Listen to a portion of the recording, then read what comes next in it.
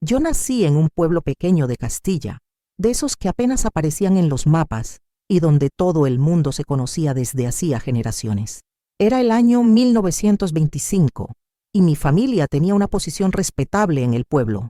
Mi padre, Emilio, era el único relojero de la comarca y su taller ocupaba la planta baja de nuestra casa de piedra en la Plaza Mayor. El olor a aceite de máquinas y el tic-tac constante de los relojes fueron la banda sonora de mi infancia. Mi madre, Carmen, venía de una familia de comerciantes de la capital. Había llegado al pueblo para casarse con mi padre, trayendo consigo una dote considerable y, lo que era más importante para nosotros los niños, historias fascinantes de la ciudad grande. Era una mujer elegante, siempre impecablemente vestida, que hablaba de París y Madrid como si fueran lugares al alcance de la mano. Yo era el menor de 3 hermanos. Tenía 2 hermanas mayores, Isabel y María, que ya empezaban a pensar en matrimonio cuando yo aún jugaba con soldaditos de plomo en el patio trasero. El taller de mi padre era mi lugar favorito en el mundo. Me sentaba en un taburete alto mientras él trabajaba, observando cómo sus manos expertas desmontaban los mecanismos más complicados. Me enseñó desde muy pequeño a distinguir los diferentes tipos de relojes, a entender los engranajes, las espirales, los péndulos. Decía que yo tenía dedos de relojero, pacientes y precisos. Soñaba con heredar el negocio algún día, con convertirme en el guardián del tiempo del pueblo, como él. Nuestra casa era grande para los estándares del pueblo. Tenía 2 plantas, un sótano donde guardábamos las conservas y un desván lleno de trastos viejos que mi madre nunca conseguía tirar. En el piso superior estaban nuestros dormitorios y el salón bueno, que solo se usaba los domingos y para recibir visitas importantes.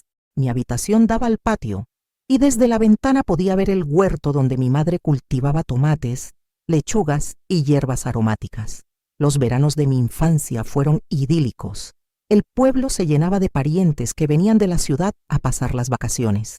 Mi prima Estrella, 2 años mayor que yo, era mi compañera de aventuras. Juntos explorábamos cada rincón del pueblo y sus alrededores. Conocíamos todos los senderos que llevaban al río, todas las cuevas en las colinas, todos los árboles buenos para trepar. Estrella era valiente y decidida, siempre la primera en proponer alguna travesura. Yo la seguía ciegamente, dispuesto a cualquier cosa con tal de impresionarla. Recuerdo especialmente el verano de mis 12 años. Estrella había llegado con noticias extraordinarias. Su padre, mi tío Aurelio, había comprado una casa en Barcelona y toda la familia se mudaría allí antes del otoño. Yo no podía imaginar la vida sin esas vacaciones de verano, sin nuestras aventuras, sin ella. Pasamos esos meses como si fuera el último verano del mundo, apurando cada momento, cada excursión, cada atardecer en la orilla del río. Mi educación corrió a cargo de don Patricio, el maestro del pueblo, un hombre mayor que había estudiado en Salamanca y que veía en mí un alumno prometedor. Mi padre insistía en que aprendiera bien las cuentas y la escritura, habilidades esenciales para llevar un negocio. Mi madre, por su parte, se empeñaba en que aprendiera francés, porque decía que era el idioma de la cultura y que algún día me sería útil. Yo estudiaba con diligencia, pero mi corazón siempre estaba en el taller, entre los relojes y las herramientas. Los domingos eran sagrados en nuestra casa. Después de misa, toda la familia se reunía para la comida grande. Mi madre preparaba cocido madrileño, y la mesa se llenaba de conversaciones sobre los acontecimientos del pueblo, los precios de los productos, los matrimonios y nacimientos. Mi padre hablaba poco durante estas comidas, pero cuando lo hacía, todos escuchaban con atención. Era un hombre respetado, no solo por su habilidad como relojero, sino por su honestidad y su palabra. En esos años aprendí mucho sobre el valor de las cosas. Mi familia no era rica, pero tampoco pobre. Teníamos lo suficiente para vivir con dignidad y para permitirnos algunos lujos ocasionales. Mi padre me enseñó que cada peseta debía ganarse con trabajo honrado y que la reputación valía más que todo el oro del mundo. Mi madre me inculcó el amor por las cosas bellas, los libros, la música, las telas finas. Decía que la belleza era necesaria para el alma, tan importante como el pan para el cuerpo.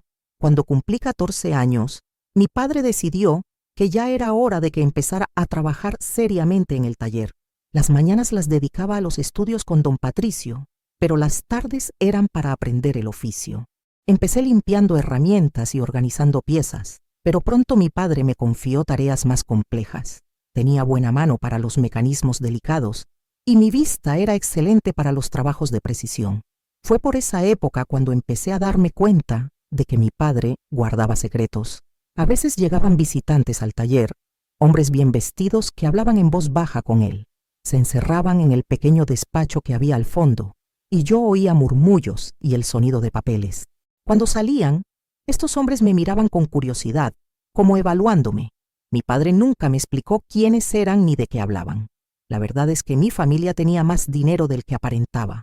Lo descubrí por casualidad, cuando ayudaba a mi madre a limpiar el desván y encontramos una caja llena de joyas que no había visto nunca. Eran piezas hermosas, collares de perlas, broches con piedras preciosas, anillos de oro con inscripciones en idiomas que no reconocía.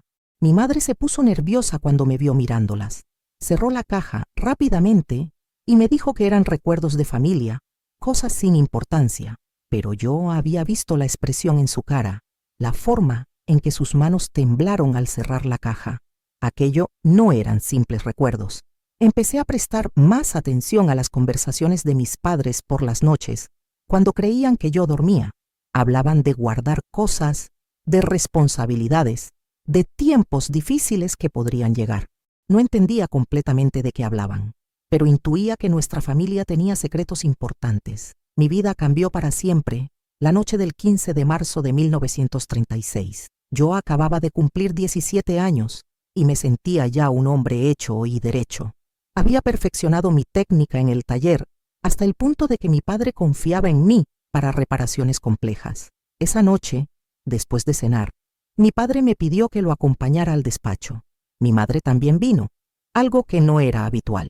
Se sentaron frente a mí con expresiones graves. Mi padre habló despacio, eligiendo cada palabra con cuidado. Me dijo que la situación política del país se estaba volviendo peligrosa, que había rumores de conflictos, posiblemente una guerra. Me explicó que nuestra familia había sido, durante generaciones, custodios de objetos valiosos pertenecientes a familias importantes que habían confiado en nosotros para proteger sus tesoros en tiempos difíciles. Mi madre abrió entonces una caja más grande que la que había visto en el desván. Contenía no solo joyas, sino también documentos, monedas antiguas, pequeñas obras de arte. Mi padre me explicó que todo aquello tenía un valor incalculable, no solo económico, sino también histórico. Eran piezas que habían sobrevivido a otras guerras, a otras épocas de persecución y saqueo. Me dijeron que había llegado el momento de que yo conociera la verdad y de que me preparara para asumir una responsabilidad que había pasado de padres a hijos durante más de 100 años. Si llegaba la guerra, como parecía inevitable, yo tendría que esconder aquel tesoro y protegerlo hasta que fuera seguro devolverlo a sus propietarios legítimos o a sus herederos. Esa noche no pude dormir.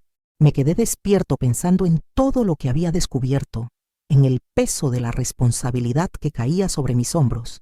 Ya no era solo el hijo del relojero del pueblo, era el guardián de secretos que podían cambiar vidas, de objetos que representaban la historia y la esperanza de familias enteras.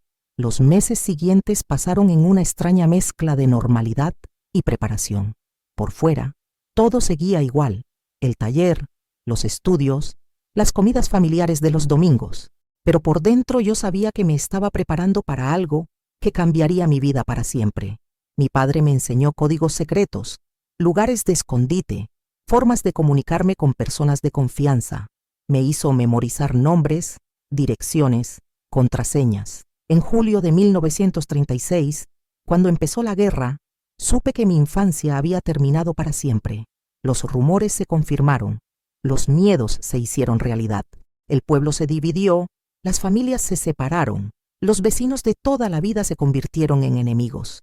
Una madrugada de agosto, mi padre me despertó con urgencia. Habían llegado noticias de que los saqueos habían comenzado en los pueblos cercanos. Era el momento. Con las primeras luces del alba, escondimos el tesoro en el lugar que mi padre había preparado años atrás.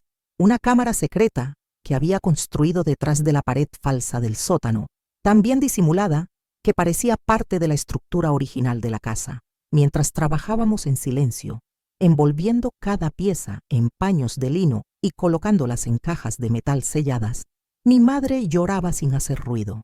Mis hermanas ya habían partido con sus maridos hacia zonas que creían más seguras, llevándose solo lo indispensable. Mi padre me explicó una vez más el sistema de señales que debía usar para comunicarme con los contactos de confianza, personas que conocían la existencia del tesoro y que podrían ayudarme si era necesario.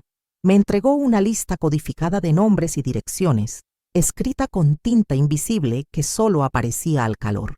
Me hizo repetir las contraseñas hasta que las supe de memoria y me advirtió que nunca, bajo ninguna circunstancia, debía revelar la ubicación del escondite, ni siquiera bajo tortura.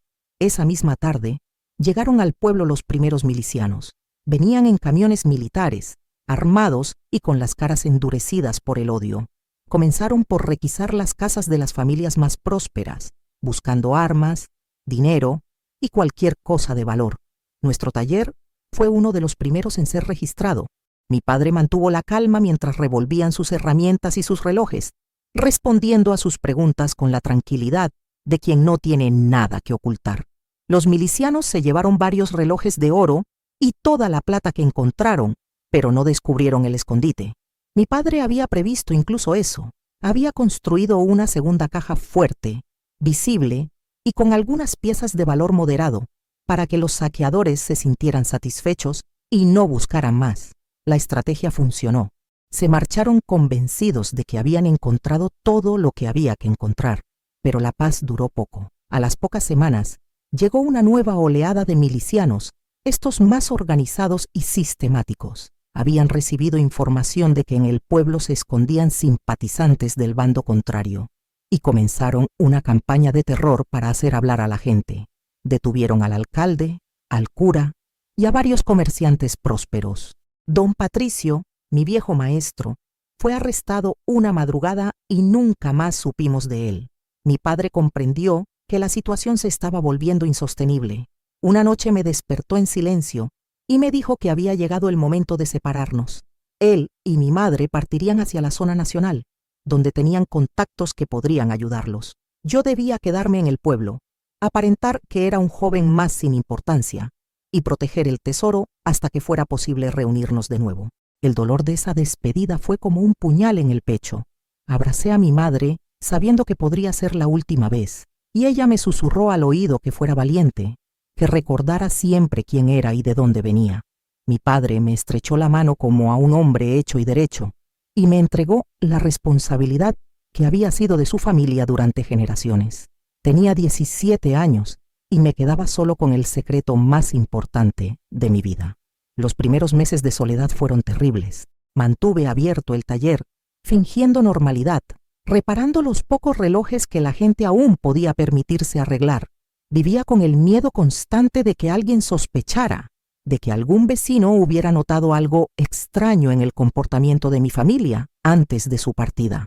Dormía con un oído atento a cualquier ruido en la casa y durante el día trabajaba mecánicamente, mientras mi mente no dejaba de dar vueltas a los mismos pensamientos. El pueblo había cambiado completamente.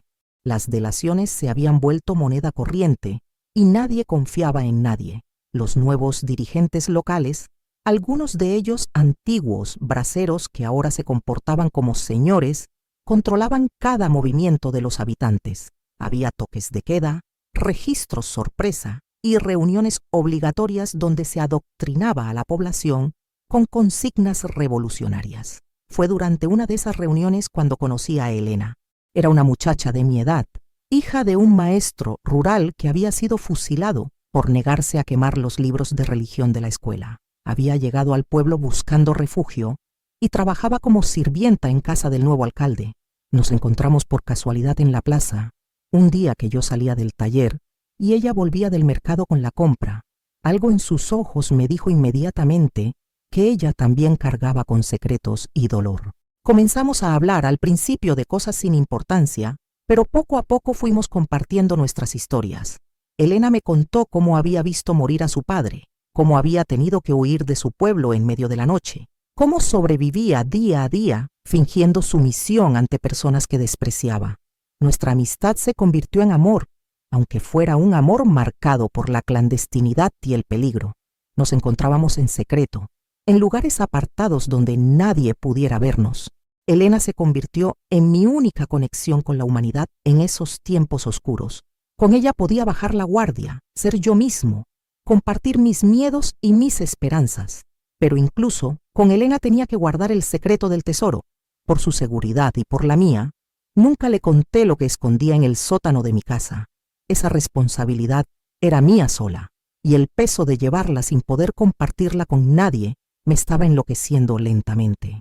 Había noches en que bajaba al sótano solo para tocar la pared que ocultaba el tesoro, para recordarme a mí mismo que no todo había sido un sueño, que mi familia existía, que algún día volvería a verlos. El segundo año de guerra fue aún peor que el primero. La comida escaseaba y yo tenía que hacer milagros para conseguir los materiales necesarios para mantener funcionando el taller. Muchos relojes se paraban definitivamente porque no había piezas de repuesto y sus dueños no tenían dinero para pagarlas aunque las hubiera. El pueblo se estaba muriendo lentamente, como un reloj al que se le acaba la cuerda. Fue entonces cuando llegaron noticias de que las tropas nacionales se acercaban a la zona. Los milicianos que controlaban el pueblo se pusieron nerviosos y comenzaron una nueva oleada de detenciones preventivas. Cualquiera que hubiera mostrado la menor simpatía hacia el bando contrario era considerado un enemigo potencial. Yo sabía que mi situación era cada vez más precaria. Una madrugada de noviembre vinieron a por mí. Escuché los golpes en la puerta y supe inmediatamente lo que significaban. Me habían denunciado, aunque nunca llegué a saber quién lo había hecho ni por qué. Tal vez alguien había notado que vivía mejor de lo que debería, considerando lo poco que ganaba con el taller. Tal vez habían descubierto mis encuentros secretos con Elena. O tal vez simplemente necesitaban detener a alguien para demostrar su diligencia revolucionaria. Me llevaron a la casa que habían convertido en cárcel provisional, un edificio húmedo y frío donde se hacinaban los detenidos políticos. Allí pasé 3 meses que se me hicieron eternos. Los interrogatorios eran constantes y brutales. Querían saber dónde estaban mis padres, qué había sido de los bienes de mi familia, si tenía contactos con el enemigo. Yo repetía una y otra vez la misma historia. Era solo un relojero joven. Mis padres habían huido porque tenían miedo, no sabía nada de política, ni me interesaba. Los golpes eran frecuentes, pero por fortuna nunca llegaron a las torturas más severas que sufrían otros prisioneros. Creo que mi juventud y mi aspecto inofensivo me salvaron de lo peor. Pero cada noche, mientras yacía en el suelo de piedra de la celda, pensaba en el tesoro escondido en mi casa, preguntándome si alguien lo habría descubierto ya, si toda aquella responsabilidad habría sido en vano. Elena intentó ayudarme. Venía a la cárcel con comida y ropa limpia, sobornando a los guardias para que me las hicieran llegar. Su presencia era lo único que me mantenía cuerdo en aquellas semanas terribles. Pero yo sabía que al ayudarme se ponía en peligro, y eso me atormentaba tanto como mi propia situación. Mi liberación llegó de forma inesperada. Una mañana, el comandante que dirigía la cárcel me mandó llamar a su despacho y me dijo que era libre. No me dio explicaciones, simplemente me devolvió mis pertenencias y me advirtió que no me alejara del pueblo. Más tarde supe que Elena había intercedido por mí ante el alcalde, convenciéndolo de que yo era inofensivo y de que mi trabajo como relojero era necesario para el pueblo. Cuando volví a mi casa, encontré que había sido registrada de arriba abajo. Habían revuelto cada cajón, cada armario, cada rincón, pero el escondite seguía intacto. Mi sistema de señales secretas me confirmó que nadie había descubierto la pared falsa del sótano. El tesoro estaba a salvo, pero yo había envejecido años en esos 3 meses de cárcel. La vida continuó en una nueva rutina de supervivencia. Trabajaba en el taller durante el día, cumplía escrupulosamente con todas las obligaciones que me imponían las autoridades, y por las noches me encontraba secretamente con Elena. Ella se había convertido en mi ancla a la cordura, la única persona en el mundo que me importaba además de mi familia perdida. Pero incluso nuestro amor tenía que vivir en las sombras. El alcalde, que había desarrollado un interés inquietante por Elena, La vigilaba constantemente. Sospechaba que había algo entre nosotros, y eso nos convertía a ambos en objetivos de su resentimiento. Tuvimos que ser cada vez más cuidadosos, encontrándonos en lugares cada vez más remotos, comunicándonos a través de señales que solo nosotros entendíamos. El tercer año de guerra trajo nuevas pruebas. Las tropas nacionales habían llegado cerca, y el pueblo vivía en un estado de sitio constante. Los milicianos, sabiendo que su control se tambaleaba, se volvieron más crueles y paranoicos. Las ejecuciones sumarias se multiplicaron, y cualquier pretexto servía para eliminar a alguien considerado peligroso. Elena y yo sabíamos que nuestro tiempo se agotaba. El alcalde había empezado a hacer insinuaciones cada vez más directas sobre ella, y yo había notado que me vigilaban más estrechamente. Una noche, mientras nos encontrábamos en las ruinas de una ermita abandonada, en las afueras del pueblo, decidimos que teníamos que huir juntos, pero esa misma noche, cuando regresaba a casa, encontré un mensaje que cambió todo. Alguien había deslizado un papel bajo mi puerta, escrito con la tinta invisible que solo mi familia conocía. Era de mi padre. Estaba vivo, había conseguido establecer contacto y me daba instrucciones precisas para un encuentro secreto. El mensaje me llenó de alegría, pero también de una terrible angustia. El encuentro estaba programado para la noche siguiente y significaba que tendría que elegir entre reunirme con mi familia y salvar a Elena. Esa noche no pude dormir. Caminé por la casa como un fantasma. Bajé al sótano a tocar la pared que guardaba el tesoro.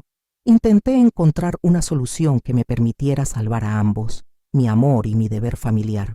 Pero sabía en el fondo de mi corazón que había llegado el momento de la decisión más difícil de mi vida.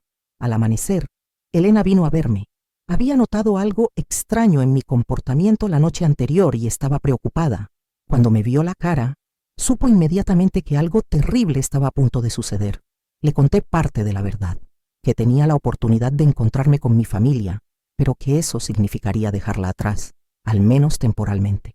Elena me miró con esos ojos que habían visto demasiado dolor para su edad y me dijo que comprendía. Me pidió solo una cosa, que le prometiera que, pasara lo que pasara, intentaría volver a buscarla cuando todo terminara. Se lo prometí, aunque los dos sabíamos que era una promesa que tal vez nunca podría cumplir. Esa tarde, mientras me preparaba para el encuentro con mi padre, llegaron noticias que helaron la sangre de todo el pueblo. Las tropas nacionales habían roto las líneas enemigas y se dirigían directamente hacia nosotros. Los milicianos, en pánico, comenzaron los preparativos para la evacuación, pero antes de marcharse, querían eliminar a todos los sospechosos que pudieran colaborar con el enemigo cuando llegara. La lista de fusilamiento llegó esa misma tarde. Elena corrió a avisarme, con las mejillas enrojecidas por el miedo y la carrera. Había oído a los milicianos hablando. Mi nombre estaba en la lista, junto con el de otros 12 hombres del pueblo. La ejecución sería al amanecer, antes de que llegaran las tropas enemigas. No podían permitirse dejar testigos que pudieran colaborar con los nacionales. Mi mente se aceleró como nunca antes. El encuentro con mi padre estaba programado para medianoche en el molino abandonado, a 3 kilómetros del pueblo. Pero ahora tenía que salir inmediatamente, antes de que vinieran a buscarme. El tesoro seguía escondido en el sótano, y si me marchaba sin más, se perdería para siempre. Era el trabajo de generaciones, la confianza de familias enteras que habían depositado en nosotros sus objetos más valiosos. Elena me suplicó que huyera inmediatamente, que olvidara todo lo demás, pero yo no podía irme sabiendo que en pocas horas los milicianos registrarían la casa con tiempo y calma, buscando cualquier cosa de valor antes de marcharse. Esta vez no se conformarían con lo que encontraran a simple vista. Demolerían las paredes si hacía falta. Tomé la decisión más arriesgada de mi vida. Esperaría hasta el anochecer, recuperaría el tesoro y lo llevaría al punto de encuentro con mi padre. Era un plan desesperado, porque significaba permanecer en el pueblo hasta las últimas horas, cuando los milicianos ya estarían buscándome activamente. Elena se negó a abandonarme. Dijo que si yo me quedaba, ella también se quedaría para ayudarme. Por primera vez en todos esos años, le conté la verdad completa sobre el tesoro, sobre mi familia, sobre la responsabilidad que había cargado en soledad durante tanto tiempo. Sus ojos se llenaron de lágrimas cuando comprendió el peso que había llevado sobre mis hombros, la razón por la que a veces me veía tan ausente, tan atormentado. Cuando cayó la noche, bajamos juntos al sótano. Elena me ayudó a desmontar la pared falsa y a sacar las cajas metálicas que habían permanecido ocultas durante 3 años. El tesoro estaba intacto, cada pieza envuelta exactamente como la habíamos dejado mi padre y yo aquella madrugada, que parecía haber ocurrido en otra vida. Mientras empaquetábamos los objetos en un saco de arpillera que pudiera llevar a la espalda, Elena examinaba algunas de las piezas con fascinación. Había joyas de una belleza extraordinaria, monedas de oro de épocas remotas, pequeñas obras de arte que brillaban a la luz de la vela. Me preguntó cuánto valdría todo aquello, y yo le confesé que no lo sabía exactamente, pero que mi padre siempre había dicho que era suficiente para comprar medio pueblo.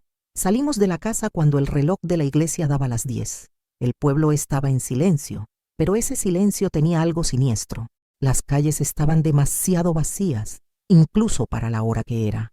Los milicianos patrullaban en grupos, registrando casas y arrestando a los últimos nombres de sus listas. Nosotros nos movíamos por los callejones más estrechos, pegados a las paredes, evitando las plazas y las calles principales. Habíamos recorrido la mitad del camino cuando oímos pasos detrás de nosotros. Nos escondimos en el portal de una casa abandonada y vimos pasar a 4 milicianos armados. Iban directamente hacia mi casa. Elena me apretó la mano con fuerza y yo sentí el peso del saco en mi espalda como si fuera una losa de mármol. El molino estaba en una hondonada rodeada de encinas, cerca del río. Llegamos 1 hora antes de la cita, empapados de sudor y temblando de nervios. Nos escondimos entre las ruinas de la antigua aceña y esperamos. El silencio de la noche era total, roto solo por el murmullo del agua y el ulular lejano de una lechuza. A medianoche exacta, apareció una figura entre los árboles. Era mi padre, pero tan cambiado que casi no lo reconocí. Había envejecido 10 años en 3. Tenía el cabello completamente blanco y la cara surcada de arrugas profundas. Cuando me vio, corrió hacia mí y me abrazó con una fuerza desesperada. Durante varios minutos no pudimos hablar, solo llorar en silencio. Mi padre me contó que mi madre había muerto 6 meses atrás, víctima de una enfermedad que no habían podido curar en los hospitales militares. Mis hermanas estaban a salvo, casadas con hombres que las habían llevado lejos de España, a Francia y Argentina. Él había sobrevivido trabajando como mecánico para el Ejército Nacional, pero su único objetivo había sido volver a buscarme y recuperar el tesoro familiar. Cuando le entregué el saco, sus manos temblaron al tocarlo. Lo abrió con cuidado y examinó algunas piezas a la luz de una linterna pequeña. Sus ojos se llenaron de lágrimas cuando comprobó que todo estaba allí, que yo había cumplido con la responsabilidad que me había confiado. Me dijo que estaba orgulloso de mí, que había hecho algo que pocos hombres de cualquier edad habrían sido capaces de hacer. Pero entonces llegó el momento más difícil. Mi padre había venido con papeles falsos y dinero suficiente para sacarme del país, pero solo había documentación para mí. Elena tendría que quedarse, al menos hasta que él pudiera organizar una segunda operación de rescate. El problema era que no sabíamos cuánto tiempo pasaría, ni si ella estaría a salvo mientras tanto. Elena tomó la decisión por nosotros. Me dijo que me fuera con mi padre, que era mi oportunidad de salvarme y cumplir con la misión que mi familia me había encomendado. Prometió que se escondería en el pueblo hasta que la situación se calmara, que buscaría la forma de sobrevivir hasta que yo pudiera volver a buscarla. Nos despedimos en la orilla del río, bajo las estrellas. Le prometí que volvería por ella, que no importaba cuánto tiempo pasara o qué obstáculos tuviera que superar. Ella me entregó una pequeña medalla de plata que llevaba al cuello, la única cosa de valor que le quedaba de su familia. Me dijo que la guardara hasta que nos volviéramos a encontrar. Mi padre y yo caminamos toda la noche hacia el norte, cargando el tesoro entre los dos. Al amanecer, oímos a lo lejos los disparos de los fusilamientos en el pueblo. 12 hombres habían muerto al amanecer, y yo debería haber sido uno de ellos. El peso de esa culpa del superviviente se añadió al peso del tesoro que llevaba a la espalda. Tardamos 5 días en llegar a la frontera. Mi padre tenía contactos en la Resistencia Nacional que nos ayudaron a cruzar las líneas, Viajamos de noche, escondiéndonos durante el día en granjas y casas de colaboradores. Cada paso que daba me alejaba más de Elena, pero también me acercaba a la posibilidad de cumplir la misión que había definido mi vida durante los últimos 3 años. Cruzamos a Francia en una noche lluviosa de diciembre. Los gendarmes franceses revisaron nuestros papeles con hastío. Acostumbrados ya al flujo constante de refugiados españoles, el tesoro pasó el control sin problemas, camuflado entre nuestras escasas pertenencias personales. Por primera vez en años, pude respirar con tranquilidad. En París, mi padre contactó con las familias propietarias de los objetos que habíamos custodiado. Algunas habían desaparecido completamente, víctimas de la guerra y la persecución. Otras habían logrado escapar y estaban dispersas por el mundo, desde Londres hasta Buenos Aires. Una por una, fuimos devolviendo las piezas a sus legítimos dueños o a sus herederos. El proceso duró casi un año entero.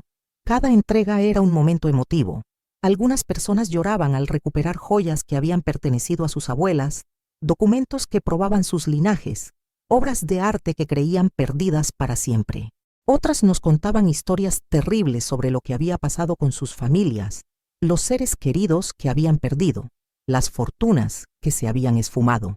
La última pieza que devolvimos fue un pequeño relicario de oro que contenía un mechón de cabello infantil. Pertenecía a una anciana que vivía en un modesto apartamento de Montmartre. Cuando se lo entregamos nos contó que era el cabello de su primer hijo, muerto de pequeño, y que pensaba que lo había perdido para siempre cuando tuvo que huir de Madrid. Era lo único que le quedaba de él. Mi padre murió 2 años después del final de la guerra, tranquilo al saber que habíamos cumplido con nuestro deber. Yo intenté volver a España para buscar a Elena, pero las noticias que llegaban del pueblo no eran buenas. Los milicianos se la habían llevado con ellos cuando evacuaron, y nadie sabía qué había sido de ella después. Algunos decían que había muerto en los bombardeos, otros que había logrado escapar a Portugal. Nunca la volví a ver. Durante años seguí buscándola, escribiendo cartas a organizaciones de refugiados, preguntando a todos los españoles que conocía en el exilio. Pero Elena había desaparecido como si la tierra se la hubiera tragado. La medalla de plata que me había dado se convirtió en mi posesión más preciada, el único vestigio tangible del amor que habíamos compartido en medio de la locura. Me establecí en París, donde abrí un pequeño taller de relojería en el barrio de Belleville. Los refugiados españoles conocían mi historia y me traían sus relojes averiados, confiando en las habilidades que había aprendido de mi padre. Con el tiempo, el taller prosperó y pude vivir con cierta comodidad, pero siempre supe que algo fundamental había quedado roto en mi interior. Había cumplido con la responsabilidad que mi familia me había confiado, había protegido y devuelto un tesoro que representaba la historia y las esperanzas de muchas personas. Pero el precio había sido altísimo. Había perdido a mi familia, mi pueblo, mi juventud y el amor de mi vida. Durante décadas viví con la sensación de que mi vida real había terminado a los 20 años, en aquel molino junto al río donde me despedí de Elena. Todo lo que vino después fue solo supervivencia, una existencia en sordina marcada por la nostalgia y el remordimiento. Me casé años más tarde con una mujer francesa, tuve hijos que crecieron sin conocer realmente mi historia, construí una vida respetable y ordenada, pero por dentro seguía siendo aquel muchacho aterrorizado que guardaba secretos en un sótano. Solo ahora, al final de mis días, puedo ver con claridad el sentido de todo lo que viví. Aquel tesoro no era solo un conjunto de objetos valiosos, era la prueba de que la dignidad humana puede sobrevivir a las peores catástrofes, de que hay cosas más importantes que la propia vida, de que el honor y la palabra dada tienen un valor que trasciende las épocas y las fronteras. Cada vez que devolvía una pieza a su propietario, veía en sus ojos que no recuperaba solo un objeto, sino un pedazo de su identidad, una conexión con sus raíces, una prueba de que su historia no había sido borrada completamente. En cierto modo, yo había sido durante esos años terribles el guardián no solo de un tesoro material, sino de la memoria y la esperanza de personas que habían perdido todo lo demás. Elena sigue viviendo en mi recuerdo como la muchacha valiente que conocí en la plaza del pueblo, la que me ayudó a resistir los momentos más oscuros, la que eligió sacrificar su futuro para que yo pudiera cumplir con mi deber. No sé si ella llegó a comprender completamente la importancia de lo que estábamos protegiendo, pero sí sé que sin su amor y su apoyo, yo jamás habría tenido la fuerza necesaria para llevar aquella carga hasta el final. Ahora que mis manos tiemblan demasiado para reparar relojes, que mi vista se nubla y que sé que me acerco al final, puedo decir con tranquilidad que valió la pena. Fui el guardián de algo más grande que yo mismo, el eslabón de una cadena de responsabilidad que se remontaba a generaciones atrás. Y aunque el precio fue terrible, aunque perdí casi todo lo que me importaba en la vida, sé que cumplí con mi deber y que las personas que confiaron en mi familia no lo hicieron en vano.